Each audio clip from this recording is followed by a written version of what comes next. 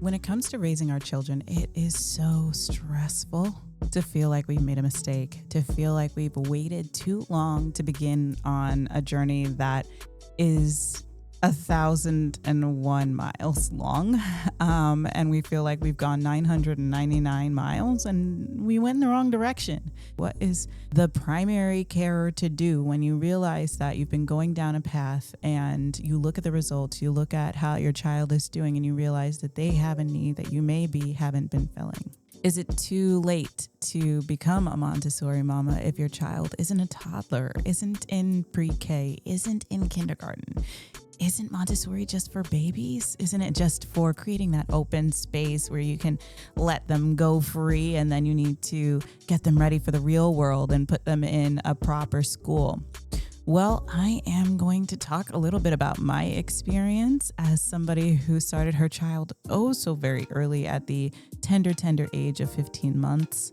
And as somebody who was really actually expecting to start her child much later, because I think even though I have chosen to get my child started in a Montessori education early, the reasoning behind that might not be what you expect. So I am a solo single working mom full time, and I have a contract-based career on the side. I do so much outside of my daily 9 to 5, and I am also the sole caregiver for my child. So I need all the hands that I can get. And the thing is, I didn't expect to begin doing my Montessori journey until my child was about 3 years old, so that I would only have to put her in the toddler program for 1 year before getting into the primary education program, that kindergarten education program. But I'm really glad that I had the opportunity to start early because there are so many routines and just this beautiful sense of independence that you can witness in your child as they are developing that you don't necessarily get to see if you start a lot later.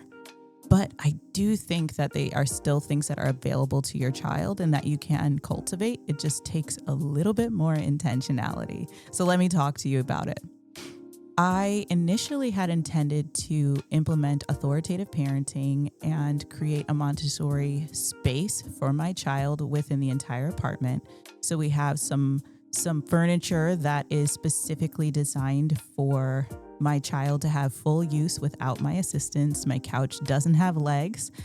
She has a step stool. She helps me cook our meals. She is all in. She cares about helping to clean. She is a part of the process at every step. And at every stage where it's appropriate. And I get those other things done that are inappropriate when she's not at home. So my child has a great deal of leeway and latitude to just explore this world of our apartment. And she has her bookshelf. She has her refrigerator shelf. She knows how to access these things, and she does so in a safe and managed way, but it's not highly monitored. She has the opportunity to come to me and ask for things that she can't reach. But other than that, like her water, her snacks, everything is available to her. She can reach them and she can use them as she wishes. I set out her meals for her, but I don't force her to sit down and say, it is time to eat. That's my personal choice. It's not necessarily a part of the Montessori process. I just give her the space to make a decision about what it is that she wants to do, and I take a note of that and I create habits around what she naturally wants to do. It makes things a little bit easier on me, and it makes things a heck of a lot more enjoyable for her as well. And what I am learning is that this process that I have been creating for her at home is the most important piece, whether she goes to a Montessori school as a toddler, whether she goes in kindergarten, or whether she goes for upper ages of education. But I think the most important starting point that we want to pay attention to is that 3 to 7 year old span, because this is where they're starting to get a sense of that routine, that Montessori routine, the habits, and the latitude that a lot of other programs don't provide for children that are not child-centered. And so it's going to be really important if you're going to go with a child-centered approach to learning that you just give them that from the start, because it's really hard to unlearn certain habits, but it can be very, very to instill those habits from the beginning. But the age of the child, I don't think is the most important thing based on my readings from the Montessori way, based on what I've learned from the 5 Principles of Parenting written by Eliza Pressman. What I have experienced as a mother as well, what I will say is that children are pretty malleable and they can move with you as long as you move in an intentional and clear and well-bounded way. So you create the boundaries, you create the structure, you create the space, and then you let them thrive within it. You support them within that space. You create, right, this system, and then they find their way through it. So when they're working their way through that system is how they are starting to understand effectively what the Montessori way is, right? It's giving children the tools of learning, what we would usually think of as toys or manipulatives, right? But we're giving them the tools of learning. We're demonstrating how they can be used, but then we're also allowing those children to experience them in their own way, to draw connections between the subjects that they love the most and the maybe the particular project that they're working on, whether it is a math problem or if they're exploring STEM or if they're looking at music and art. But that whatever it is that they're interested in, they're able to connect the dots between those things. So is it ever too late to get started on Montessori? I think the answer really is not really.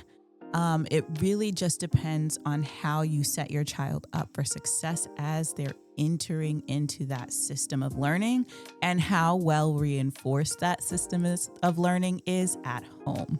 So there are going to be different milestones and hurdles that you're going to notice them reach, and you're going to notice them jumping. And as parents, it is not a passive process. So I think that is something to bear in mind, that if you're not the most flexible when it comes to raising your children and you're not super into kind of learning new things as a mother or father or parent, then that is something you're going to want to manage for yourself as you are exploring Montessori, because it really is a family model. You're not just sending your kid off and they're going to come back fixed up and ready to go. This is a hands-on communal approach where we are creating the systems of learning both at home and at school. So this is something that I believe is fully achievable. And I say this because, again, my main plan was to send my child to a Montessori school a lot later.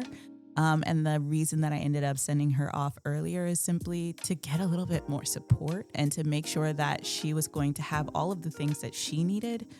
Because again, that overwhelm of being a single solo mom to one while working multiple jobs just overwhelmed me. And I was worried that I was going to miss really important learning points. And I did not want to do that. And so I leaned on those tools of having a Montessori education system that my child could be exposed to early, build up strong habits, and be prepared for that pre-K project, be prepared for that kindergarten project of learning. And that ultimately she would have been successful either way, because we were coming from her being ready before she was age-wise ready to go to a school program, right? So my daughter, again, was 15 months old. The starting age for our school is actually 18 months old, so she was quite early. But she was set up for success at home, which meant that she was going to thrive in her school, and she really did. She adjusted within the first month of going to the program, crying less often and less intensely at drop-offs, being excited and happy at pickups.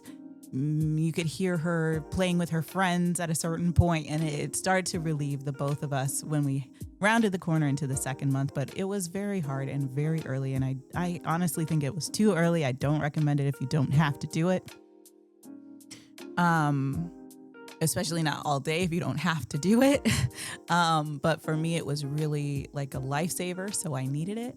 But as far as on the flip side, is it ever too late? I think it's really just about that intentionality and building up the systems necessary, again, at home, so that the transition to a Montessori school is smooth. If you want to learn more about that, pop your questions in the comments and I can tell you more about what some of those systems are that we have in our home, how they work, and how my daughter is now thriving in her school.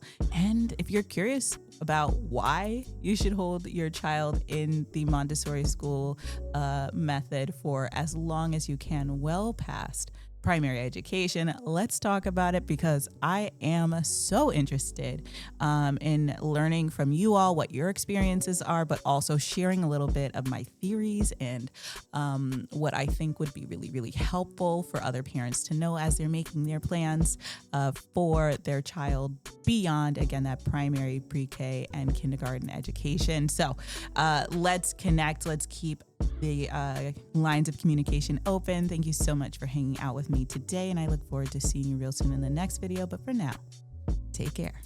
Bye.